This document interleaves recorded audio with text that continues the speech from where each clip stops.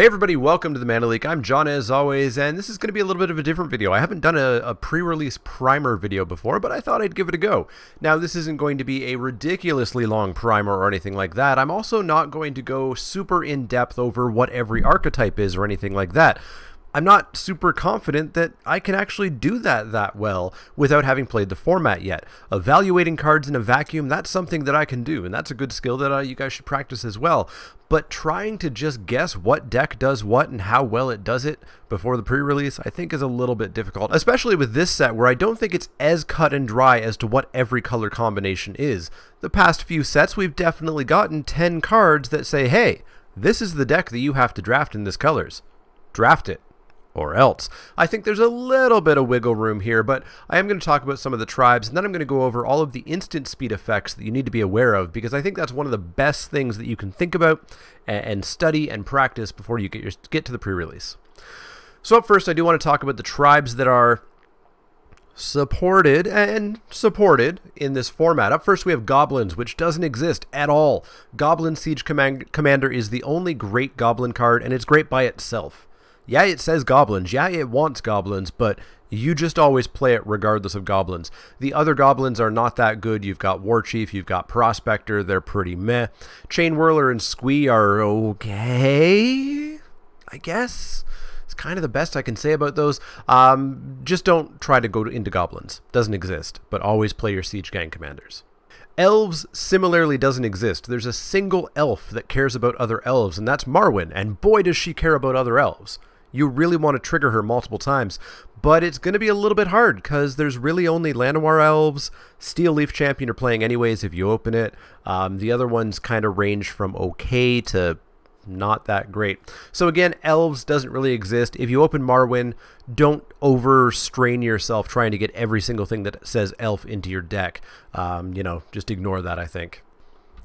The next tribe is the Wizard tribe, blue-red, and this tribe's starting to get there. We do have 3 common wizards in blue and 3 in red. We then have a couple of uncommons and a rare and a mythic that do care about wizards, but the uncommon payoffs are just sort of okay. So I wouldn't really recommend playing a bunch of awful wizards just to trigger them. The rare ones are good, and that's where you want to start going deep, but obviously you need to open them, which is going to be the trick. Ultimately, there's not that many reasons beyond a Narhu-Meha or maybe a Naban to play some less than stellar wizards. And even with Naban, you need to make sure that you're also getting ETB effects to trigger it. And Wizard's Lightning, you put that in every red deck. You do not play a wizard to make Wizard's Lightning cheaper. If the stars align, cool. But you play that as open fire, and you play that very happily as open fire. Saproling / Fungus is the last tribe that I'm going to talk about, and this is the most real tribal deck that I think we've got. I think this deck will happen. The Wizards deck, I think, will happen, and it'll be a mistake. So we've got the uncommon non-legendary Lord, which you can get multiples of if you're lucky. We've got synergies with fungal plots and the Black Sacrifice outlets. We've got a Saproling Maker, who's also a fungus with Slimefoot. This is just a deck that I think could conceivably come together in sealed at your pre-release, since it's almost entirely tied up in the uncommon and common slot. The wizard deck in comparison, I think you got to open a specific rare or a specific mythic to really go into it. Definitely look for this deck in your pool because unlike the last 3, I think this one might exist. Moving on from tribes, the actual existing archetypes all seem to be fairly standard. There's a blue-white flyers deck. There's various versions of red aggro, red-black, and red-white, and red etc. There are some ramp options with kicker spells to cast big things with your Llanowar elves, etc. I think it's kind of like a really high-powered, somewhat complex core set. I think you draft 2 colors, and those 2 colors will do what they traditionally do. The only thing to really look out for, of course, is the Historic Matters decks, which will typically be blue-white, could also be blue-red, and of course the Saprolings in black-green. But really, I think you just draft 2 colors with good cards. I think you do treat this somewhat like a core set, even though it is definitely way more complex than a core set. Continuing on with the deck building advice, the best pre-release sealed advice that I can give you is to make sure that you do build what you open. Do not, I repeat, do not sit down thinking, I want to build this deck when I get to the pre-release. Don't think that you want to build the Saprolings deck because you might just not open the stuff. Or even worse, you're going to open a Slimefoot. and you're going to open one more card, and then you're going to jam in a bunch of bad cards to try to build that deck, and it's going to end up not being that good. So check your rares. I know some people prefer to look at their rares last, but I think that's honestly a waste of your cognitive resources. In modern Magic, the rares are typically so powerful that they absolutely should inform your deck building decisions. So I do strongly suggest looking at your rares first and not instantly making decisions. You know, if you open a Demon Lord Belzenlock and you open Garbage Black, you don't play it, but it will really start you down the road of figuring out what your deck should be. But look for those bomb cards, look for strong premium removal to pull you into a color or two, and then build from there. Additionally, unless you're green, this set does seem to be very two-color, so don't smush in a third color unless it's for something amazing, or unless you're in green and you have a way of easily getting the other colors there. So the final part of this primer that I want to go over concerns gameplay and not deck building, and that is the instant speed effects that exist in the format. Quickly, we'll go over the instant speed effects that you need to be aware of if you're facing an opponent who has some cards in hand and some open mana. I won't cover any rare instant or flash effects just because they're rare. You're not expected to play against these. Sure, Narhu Meha may come out of nowhere and mess you up because she has flash, but at my 64-person pre-release, I can expect there to be 3 in the entire room. So I'm not going to play against her reasonably. So don't play around those rares, don't play around those mythics until you see them in game 1.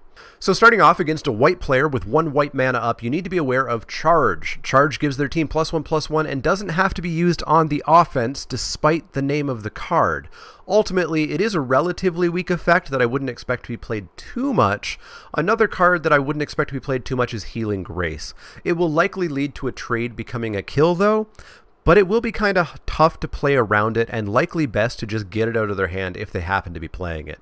Personally, I don't think that you should be playing it though. 2 mana is a real problem area for white. Adamant will destroy your combat plans. +2/+2 and indestructible. Combat's not going the way that you want it to be. It's not. It'll even screw up your removal plans due to the indestructible. Gideon's Reproach will do exactly the same. Even more, Seal Away is 1 and a white and has flash, and your tapped creature will just disappear forever. Be extremely careful with an opponent who has 1 white available. They have several good options. Invoke the Divine is the only 3 mana instant for white and should only be played out of the sideboard. I would never assume that your opponent has it, and even out of the board, I wouldn't bother playing around it. Always make them have it. Finally, at 5 mana is Blessed Light. There's no real playing around this, it's just solid removal, and the best you could perhaps hope for is to bait it out on a lesser creature of yours, but it's unconditional removal. It's going to happen. Heading on over to blue, a single blue mana could represent Opt, which is meaningless for your game plan, or Rescue, which could ruin your removal plans, but that's about it. There's no real need to play around either of these. I don't think you should be playing Rescue. I don't even think it's good with the Saga shenanigans, so I'm not going to play around it, but it exists. 2 mana could be a Merfolk Trickster, which could ruin your first striking, death touching, etc. plans in combat, as well as present a surprise blocker. I would play around this when you can, but as an uncommon, you usually have to make them have it until you've already seen it. Blink of an Eye also sits at 2 mana, sometimes 4 if it's kicked, and could ruin your aura plans, your tokens, etc. Remember as well that if there's a wizard down, they could just have Counterspell if they're representing blue-blue. Wizard's Retort additionally exists at 3 mana as well as 2 if there's not a wizard, so try to bait that out if you can, but remember it's an uncommon, so you shouldn't hurt yourself playing around it too much. Unwind exists, and that's about all I have to say about it. You shouldn't really be playing Negate. Sealed is the best place to play a Negate, and even then I wouldn't super play around it. Finally at 3 is Befuddle. Do not, I repeat, do not ever activate Evra if your opponent has 3 mana including a blue up, because you may just die. If her life total becomes 0, you trade with it and your life total becomes 0 and you die. Don't do it. 5 mana sees Sentinel of the Pearl Trident, which should be extremely telegraphed. If your opponent passes a turn with that much mana up and a card in hand, remember how easy it was to spot that flying Merfolk 3/3 from Ixalan? This should be just as easy to spot, and a little less common because it is an uncommon. Finally, Syncopate exists at all mana above 1 and is nearly impossible to play around. The best you can do is try to bait it out and lose a spell, as good players should be playing it relatively quickly in a game to buy some tempo, rather than holding on to it later and later, hoping to catch something bigger as it becomes less and less useful because because you have to tap more and more mana for it. So it's hard to play around Syncopate, just try to get it out as early as possible. Black has two extremely solid 1 mana instants that I'd be careful of, both at common. Blessing of Belzenlok will make a creature have 1 more toughness and be much harder to kill, which will be the most damaging part of it, but it will also gain some life and some other bad stuff there. Very similarly, Fungal Infection will also screw up combat by a single toughness point, but it'll also leave behind an additional blocker that you didn't expect. With both of these at common, you do need to respect that 1 black mana may change combat entirely. Be very, very careful. At 2 mana, we have 2 removal spells with Cast Down and Vicious Offering. These are basically just flat-out removal, so it's going to be pretty hard to play around them. While Vicious Offering can be used to shrink a creature in combat, I'd expect it to be a little bit more reliably used as a simple kill spell, whether it be -2/-2 or -5/-5. Take your lumps here, unfortunately. Finally, at 4 is Dark Bargain, which has no effect on you, so you can ignore it. Black doesn't have much, but at 1 and 2 mana, things can get really dicey. Red at 1 mana has a Shock with Shivan Fire, which is likely removal, and you just can't do too much about that. But what you can play around is Fervent Strike, which is also at common for a single red mana. The first strike and power boost can and will ruin your combat plans. Think twice before attacking into or blocking with that mana being represented. At 2 mana is Run Amok, which it's very important to remember is for attackers only. Your opponents absolutely will try to play this on defense, and you need to remind them that they can't do that. Unfortunately, this is really hard to play around. Not blocking just represents even more damage if they actually have it. So you kind of have to take your lumps here. But if your life total is a little bit dicey, maybe make sure you throw a few extra creatures that don't necessarily need to block behind there, just in case, because that trample could really mess you up. 3 is Wizard's Lightning, which again is removal. You can't do too much about that.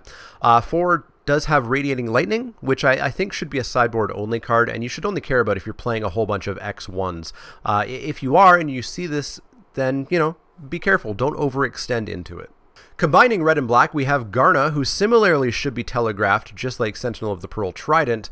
You can't really do anything about her ability, but just be aware that there might be an additional 3/3 joining combat that you didn't really expect. Similarly, in blue-white at 4 mana is Wrath. Again, the ability is none of your concern, but there might be a 3/3 flyer joining combat that you didn't really think about.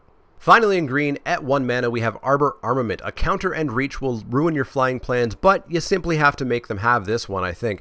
Not attacking with your flyer is just completely counter to what your plan would be, so attack in, hope they don't have it until you see it, and then maybe start to play around it, maybe, but even then it's a little bit tricky.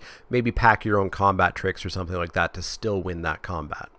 At 2 mana is Ancient Animus, which could really ruin combat if a legendary gets bigger plus eats something in a fight. Additionally, Pierce the Sky is removal, and you can't do anything about that except perhaps try to bait it out a little bit early with a juicy but not the juiciest flyer for them to kill. Gift of Growth will be the biggest problem of the bunch, with a creature randomly on tapping, and at common, you need to heavily respect that this exists.